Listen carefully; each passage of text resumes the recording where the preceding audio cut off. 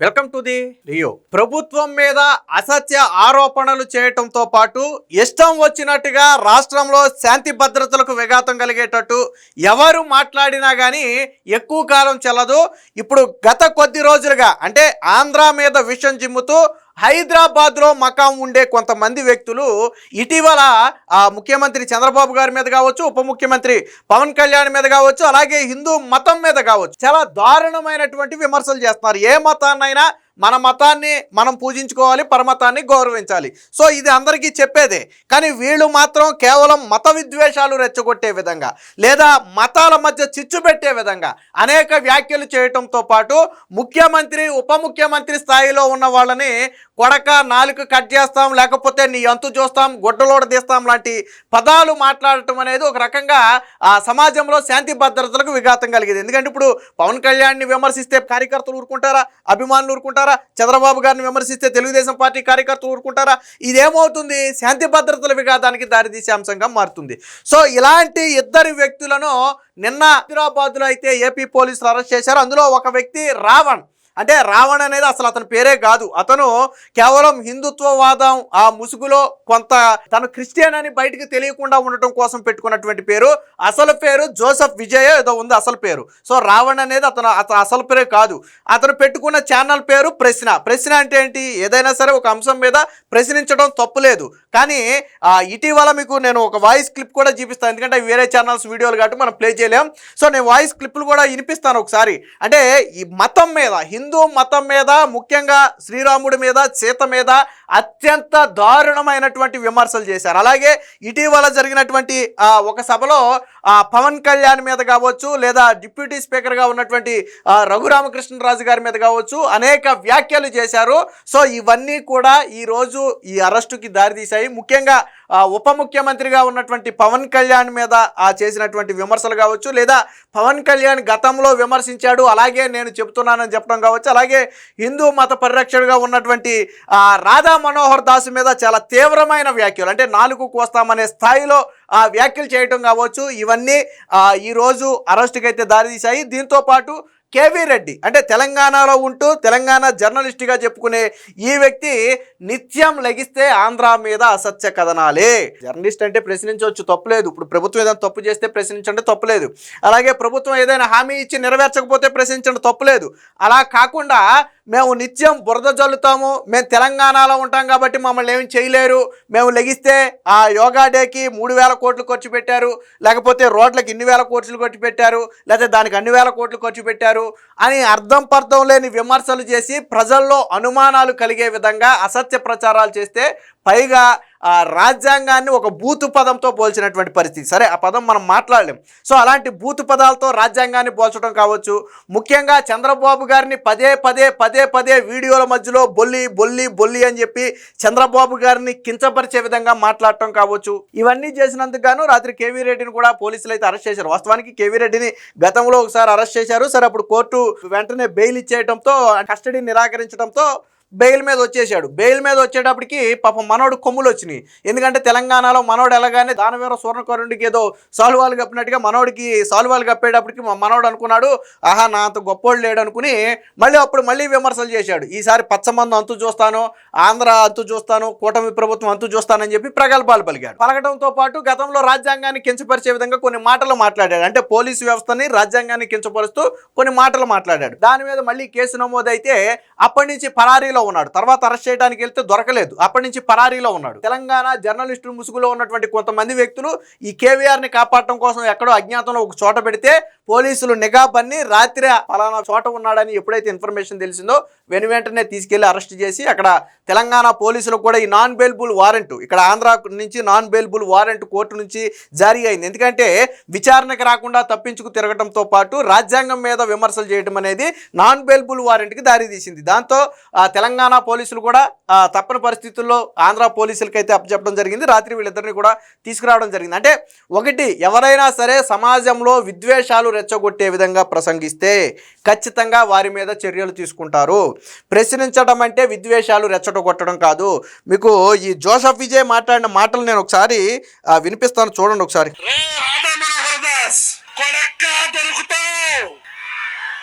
నువ్వు మతాల మధ్యలో చిచ్చు పెడుతున్నావు. ప్రభుత్వాలు మారతే కొడక నీ బట్టలు పదీసి రోడ్డు మీద తొక్కి నారతీస్తామని పవన్ కళ్యాణ్ చెప్తాడు కదా, అలాగే తొక్కి నారతీస్తారు కొడక.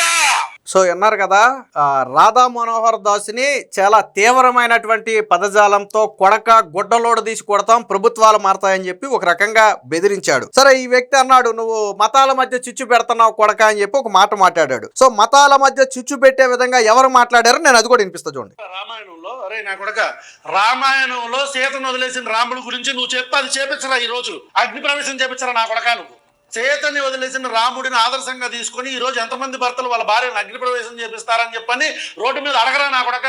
లేదంటే మహాభారతం తీసుకొచ్చి ద్రౌపదిని చీరలాగారు మన ఇతిహాసాలు చెప్పి అని చెప్పరా నా కొడక. నువ్వు ఏం చేస్తున్నారు మరి క్రిస్టియన్స్? సనాతన ధర్మాన్ని ఒక్కొక్కసారి కొంతమంది ట్రోల్ చేస్తూ సన్నాతుల ధర్మం అని చెప్పని అంటారు, దాన్ని బూతు కింద కూడా వాడతారు. అలా అంటే ఎలా ఉంటుంది? సొంత రాజ్యంలో తరిమించుకొని రాముడు అని చెప్పనంటే ఎలా ఉంటుంది? రాజ్యంలో పోండి అని చెప్పని తరిమించుకొని అడవిలో. సో విన్నారు కదా, శ్రీరాముడి మీద చాలా తీవ్రమైన వ్యాఖ్యలు చేయడమే కాకుండా సీతాదేవి మీద ఎంత నీచమైన వ్యాఖ్యలు చేశాడో, అలాగే ఆ రోజు జరిగినటువంటి సనాతన ధర్మాన్ని సన్నాసుల ధర్మం అని పోల్చినటువంటి వ్యక్తి ఈ వ్యక్తి. ఇప్పుడు మతాల మధ్య చిచ్చు ఎవరు పెట్టారు? ఇప్పుడు వ్యాఖ్యలు విన్నటువంటి హిందువుల మనోభావాలు దెబ్బతింటాయా లేదా? హిందువులు దీని మీద రియాక్ట్ అవుతారా లేదా? సాధారణంగా అవుతారా లేదా? రామాయణాన్ని కావచ్చు, మహాభారతాన్ని కావచ్చు, లేదా రాముడి వారిని కావచ్చు, సీతమ్మని కావచ్చు అవహేళన చేస్తే, ఆ రోజు శ్రీరాముడిని తరిమి కొట్టారని లేకపోతే సీతాదేవిని ఏదో చేశారని చెప్పి ఈ రకమైనటువంటి వ్యాఖ్యలు చేస్తే మరి హిందువులు రియాక్ట్ అవుతారా అవరా? మరి ఇది మతాల మధ్య చిచ్చుగా పెట్టడమా కాదా? మరి ఈ మాటలు మాట్లాడింది ఎవరు? ఇదే క్రిస్టియన్ ముసుగులో ఉన్నటువంటి జోసెఫ్ విజయ్ మాట్లాడాడు. సరే, ఏ మతమైనా కావచ్చు, వాళ్ళ మతాన్ని గౌరవించుకోవడం తప్పులేదు. పరమతాల్ని మనం గౌరవించాలా, మన మతాన్ని మనం పూజించుకోవాలా, పరమతాన్ని గౌరవించాలా.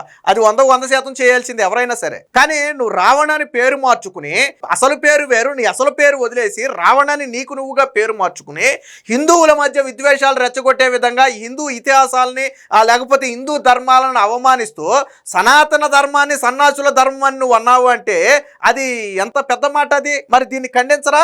దీని మీద హిందువులు తిరగబడరా? మరి ఇది మతాల మధ్య విద్వేషం కాదా? అది మాట్లాడుతూ నిన్న దీన్ని ఖండించినటువంటి రాధా మనోహర్ దాస్ మీద ఏం వ్యాఖ్యలు చేశారు? కొడక నాలిక కట్ చేస్తాం, లేకపోతే రోడ్డు మీద గుడ్డలోడు దిడిచి కొడతాం, ప్రభుత్వాలు మారతాయి గుర్తుపెట్టుకో అని చెప్పి రాధా మనోహర్ దాస్ మీద విమర్శలు చేయడం, అలాగే పవన్ కళ్యాణ్ మీద విమర్శలు చేయటం, పవన్ కళ్యాణ్ హిందుత్వాన్ని ఆచరిస్తే దాని మీద విమర్శలు చేయటం. మరి ఊరుకుంటారా? ఊరుకోరు కదా. అంటే ఎందుకు చూపించాల్సి వచ్చిందంటే వీళ్ళు చెప్పే సూక్తులు కావచ్చు, నిన్న స్టేజ్ మీద ఏమో మీరు మతాల మధ్య చిచ్చు పెడుతున్నారని చెప్పి మాట్లాడి అసలు మతాల మధ్య చిచ్చు పెట్టే విధంగా మాట్లాడింది ఎవరు?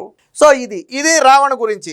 ఇక కేవీఆర్ అని ఒకడు ఉన్నాడు, చూద్దాం ఒకసారి. ఈ వ్యక్తే కేవీఆర్ అంటే ఈ వ్యక్తే గతంలో జగన్మోహన్ రెడ్డిని గెలిచాడు. సరే, వైసీపీకి అనుకూలంగా పనిచేసే వ్యక్తి జగన్మోహన్ రెడ్డి. ఏంటంటే కొంతమంది జర్నలిస్టు ముసుగులో ఉన్న వాళ్ళకి తన నుంచి డబ్బులు ఇచ్చి, మీకు గతంలో కూడా నేను చెప్పా, జర్నలిస్టు సాయికి కూడా వైసీపీ పార్టీ నుంచి యూట్యూబ్ ఛానల్స్లో ఒక ఛానల్కు డబ్బులు ఇస్తారు. స్వయంగా అది నేను చెప్పాల, విజయసాయి రెడ్డి చెప్పాడు.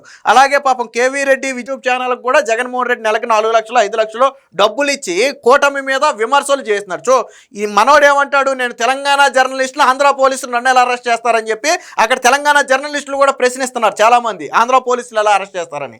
ఆంధ్ర పోలీసులు ఎలా అరెస్ట్ చేస్తారో ఒకసారి చూపిస్తా. నువ్వు తెలంగాణ జర్నలిస్ట్ అయితే నీ వీడియోలన్నీ ఎవరి మీద చేసావా? నువ్వు ఈ వీడియోలన్నీ ఎవరి మీద చేసావు? నువ్వు తెలంగాణ జర్నలిస్ట్ అయితే ఎవరి మీద చేసావు వీడియోలు? చంద్రబాబు నాయుడు మీద చేసావు, కూటమి ప్రభుత్వం మీద చేసావు. ప్రతి వీడియో కూడా అబద్ధమే. చంద్రబాబు దోపిడీ ముద్దులు, జనంగాలికి సంపద పార్టీ స్వాహా అని చెప్పి తండ్రికి వందనం, బెల్ట్ షాపుల కిందనం అంట, గంటకి 20 కోట్లు అప్పు చేస్తున్న చంద్రబాబు నాయుడు అంట, శ్రీలంక కాదు బంగ్లాదేశ్ అయ్యేదంట, ఇంకేదో పోలవరం మళ్ళీ ఏటీఎం అంట, నిధులు మళ్లించిన కూటమి సర్కార్ అంట. ఇందులో దేనికి ఆధారం ఉండదు, దేనికి రికార్డెడ్ ఎవిడెన్స్ ఉండదు. కేవలం ఇక్కడ చోట నిలబడేలాగా ఒక స్క్రీన్ పెట్టుకోవటం, దీని ముందు నిలబడి తన నోటుకు వచ్చింది మాట్లాడటం. ఇప్పుడు ఏదైనా నేను ఒక విమర్శ చేసే, ఇప్పుడు చంద్రబాబు నాయుడు గంటకి 20 కోట్లు అప్పు చేస్తున్నాడు, ఎలా చేస్తున్నాడు? ఆధారం ఉందా నీ దగ్గర? లేదా పోలవరం నిధులు మళ్లించాడని చెప్పి నువ్వు అన్నావు. మళ్ళీ ఈ వీడియోలు మాట్లాడేటప్పుడు చంద్రబాబుని బొల్లి అని చెప్పి చంద్రబాబు గారికి ఉన్నటువంటి ఇదిని, ఆయనకి ఏదైతే కొంత చర్మరుగ్మత ఉందో దాన్ని విమర్శిస్తూ మాట్లాడటం ఎలా యాక్సెప్ట్ చేస్తారు? ఎందుకు అరెస్ట్ చేయరు? మరి నువ్వు తెలంగాణ జర్నలిస్ట్ అయితే నువ్వు ఎవరి మీద చేసావా వీడియోలు? ఎవరి మీద చేసావు? నువ్వు ఎవరి మీద చేసావు వీడియోలు? ఇవన్నీ ఏదో ఒక పోస్టర్లో రావడం కోసం చూపించినటువంటి వీడియోలే, మొత్తం ఛానల్ నిండా ఉన్నటువంటి వీడియోలన్నీ కూడా అవే వీడియోలు. మరి నువ్వు ఎవరి కోసం చేసే వీడియోలు? నువ్వు తెలంగాణ జర్నలిస్ట్ అయితే తెలంగాణలో చేయపోని వీడియోలు, నువ్వు ఆంధ్ర జర్నలిస్ట్ వేడు, తెలంగాణ జర్నలిస్ట్ వేడు అంటే నువ్వు తెలంగాణ పాలిటిక్స్ మీద వీడియోలు చేసుకో. అక్కడ ఏదైనా ప్రజలకు అన్యాయం జరిగితే ప్రశ్నించు. లేదు జర్నలిస్ట్ అయితే ఎక్కడ జర్నలిస్ట్ అన్నా ఎక్కడైనా ప్రశ్నిస్తాడంటావా? నువ్వు తెలంగాణ జర్నలిస్ట్ అని చెప్పి తెలంగాణ కార్డు వాడకు. ఎందుకంటే నువ్వు ఆంధ్రాలో ప్రశ్నిస్తున్నావు కదా. వాస్తవానికి జర్నలిస్ట్ అంటే ఎక్కడైనా ప్రశ్నించవచ్చు, అంతేగాని ఈ ప్రాంతానికే పరిమితం, లేకపోతే ఈ రాష్ట్రానికే పరిమితం అలా ఏమీ లేదు. తనకు అన్యాయం అనిపించింది ఏదైనా సరే జర్నలిస్టు ప్రశ్నించవచ్చు, తప్పులేదు. ప్రశ్నించడం వేరు, ఆరోపణ నిందలు వేయటం వేరు. ప్రశ్నించడం అంటే బాబు గారు మీరు గతంలో ఈ హామీ ఇచ్చారు, ఎందుకు నెరవేర్చలేదు, ప్రశ్నించు, తప్పులేదు. అంతేగాని ఆయన చేయకుండానే మీరు పోలవరం డబ్బులన్నీ కూడా మీరు మీ కొడుకు దోచేసుకున్నారు, లేకపోతే ఆ పార్టీ నుంచి ఈ పార్టీ నుంచి మీకు ఇంత కమిషన్లు వచ్చాయి, ఇవి విమర్శలు కాదు, ఇవి ఆరోపణలు. ఆరోపణ చేస్తే దానికి ఆధారాలు ఉండాలి. సో ఎందుకు పోలీసులు ఈరోజు అరెస్ట్ చేశారంటే రాజ్యాంగాన్ని ఏదో ఒక బూతు పదంతో పోల్చాడు. మనం మాట్లాడకూడదు, వీడియోలో బాగోదు ఆ మాట. ఉన్నాయి, వీడియోలు ఉన్నాయి. కేవీ రెడ్డి అనే వ్యక్తి రాజ్యాంగాన్ని ఎలాంటి బూతు పదంతో, నాన్ బెయిలబుల్ వారెంట్ ఇచ్చిందే ఆ బూతు పదం వాడినందుకు. పోలీస్ శాఖని, న్యాయ వ్యవస్థని కించపరుస్తూ, రాజ్యాంగాన్ని కించపరుస్తూ, రాజ్యాంగాన్ని ఒక బూతు పదంతో సంబోధించాడు. మెయిన్ కారణం అది అరెస్ట్ చేయడానికి. సరే ఇవన్నీ సెకండరీ, మెయిన్ కారణం రాజ్యాంగాన్ని అవమానించాడు. మరి తెలంగాణ జర్నలిస్టులుగా ఎవరైతే కేవీ రెడ్డిని అరెస్ట్ చేస్తుంటే అడ్డుకునే ప్రయత్నం చేశారో వాళ్ళందరూ మరి రాజ్యాంగాన్ని అలా మాట్లాడటం కరెక్టేనా అనేది వాళ్ళు చెప్పాలా. రాజ్యాంగాన్ని బూతు పదంతో పోల్చడం, రాజ్యాంగ వ్యవస్థల్ని, పోలీసు వ్యవస్థని, చివరికి న్యాయ వ్యవస్థల్ని కించపరచడం కరెక్టేనా? వీళ్ళు జర్నలిస్టులకి ఎలా మాట్లాడాలో తెలియదా? సరే ఏమి చదువుకోనాడు అంటే పాపం ఏదో నోటుకు వచ్చింది మాట్లాడుంటాడులే పోనీ అనుకోవచ్చు. నువ్వు జర్నలిస్ట్ అని చెప్పుకుని నాకు అన్నీ తెలుసు అని చెప్పుకునేవు నువ్వు, రాజకీయాల మీద నేను ప్రశ్నిస్తాననే చెప్పి నువ్వు రాజ్యాంగాన్ని అంత నీచంగా ఎలా అవమానిస్తావా నువ్వు? కాబట్టి అరెస్ట్ చేశారు. అంటే ఇది ఒక హెచ్చరిక లాంటిది. అలాగే జడా శ్రావణ్ ఇటీవల రెచ్చగొట్టేటట్టు మాట్లాడాడు ఒక సభలో. జడా శ్రావణ్ మీద కూడా కేసు నమోదైంది. ప్రస్తుతానికి అరెస్ట్ అయితే జరగలేదు, కానీ జడా శ్రావణ్ మీద కూడా కేసు నమోదైంది. చాలా తీవ్రమైనటువంటి వ్యాఖ్యలు చేశాడు జడా శ్రావణ్ కూడా. పవన్ కళ్యాణ్ గురించి, పవన్ కళ్యాణ్ విద్యార్హత గురించి చాలా వ్యాఖ్యలు చేశాడు. విద్యార్హత అనేది రాజ్యాంగమే పెట్టాలి, నువ్వు మాట్లాడేది ఏంది? ఇప్పుడు ఒక రాజకీయ నాయకుడికి ఎందుకు విద్యార్హత పెట్టలేదంటే ఆ రోజుల్లో వేలుముద్ర వేసేవాళ్ళు కూడా రాజకీయ నాయకులుగా ప్రజలకు అనేక సేవలు చేశారు. ఆ ఉద్దేశంతోనే దీనికి విధి పెట్టలేదు. నీ దగ్గర దమ్ము ధైర్యం ఏదైనా ఉంటే రాజ్యాంగంలో మార్చండి, ఖచ్చితంగా ఈ పొలిటీషియన్కి ఈ విద్యార్హత ఉండాలని చెప్పి ఒక విద్యార్హత తీసుకురావాలని చెప్పి పెడితే తప్పులేదు. కానీ అసలు దానితో సంబంధం రాజ్యాంగమే లేని దాన్ని పవన్ కళ్యాణ్ 10th చదివాడు, ఇంటర్ చదివాడు, డిగ్రీ ఫెయిల్ అయ్యాడు అని నీకెందుకే? ఆయన ఏం చదివితే నీకెందుకే? ఆయనకి ప్రజలు నమ్మారు, ప్రజలు ఓటేశారు, రాజ్యాంగబద్ధంగా గెలిచాడు ఆయన. అది కదా ఆయనకు కావాల్సింది. నువ్వు కూడా పోటీ చేసావు కదా. జడా శ్రావణ్కి ఎన్ని వచ్చినాయి? 70 ఓట్లు వచ్చినాయి. నాకు తెలిసి మన కుటుంబం మొత్తం, మన చుట్టాలు, బంధువులు, లేదా మనకి చిన్నప్పటి నుంచి ఆ ఏరియాలో ఉన్న స్నేహితులు ఓట్లేస్తేనే ఒక 200-300 ఓట్లు రావాలి. ఈవెన్ నేను ఒంటరిగా పోటీ చేసినా, ఏ పార్టీ లేకుండా ఇండిపెండెంట్గా సుధాకర్ అనే వ్యక్తి పోటీ చేసినా అట్లీస్ట్ 2-3 ఓట్లు తెచ్చుకుంటానేమో. ఎందుకంటే కనీసం నాకు తెలిసిన వాళ్ళు, నా చిన్ననాటి స్నేహితులు, నాతో పరిచయం ఉన్న వాళ్ళు కనీసం అరే మనోడు ఏదో పోటీ చేస్తున్నాడు నువ్వు కోటనే వేస్తారు, మిగతా పక్కన పెట్టి. నీకు ఆడు కూడా వేయలేదు కానీ నీకు 70 మంది ఓట్లు వేశారు. నేను పోటీ చేస్తే ఈ రోజుల్లో 2-3 వేలకు పైగా ఓట్లు తెచ్చుకుంటా. నువ్వు పోటీ చేస్తే 70 ఓట్లు వచ్చినాయి. జడా శ్రావణ్ పోటీ చేస్తే నువ్వు రాజకీయాల గురించి మాట్లాడటం, నువ్వు పవన్ కళ్యాణ్ని ప్రశ్నించడం. కాబట్టి అంటే ఎల్లవేళలా మేము మాట్లాడిందే సాగుద్దా అంటే సాగదు.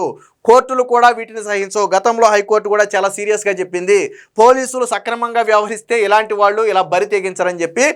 గతంలో మన సజ్జల రామకృష్ణారెడ్డి తనయుడు సజ్జల భార్గవరెడ్డి కేసు విషయంలో చాలా స్ట్రాంగ్ వార్నింగ్ ఇచ్చింది పోలీసులకు కూడా.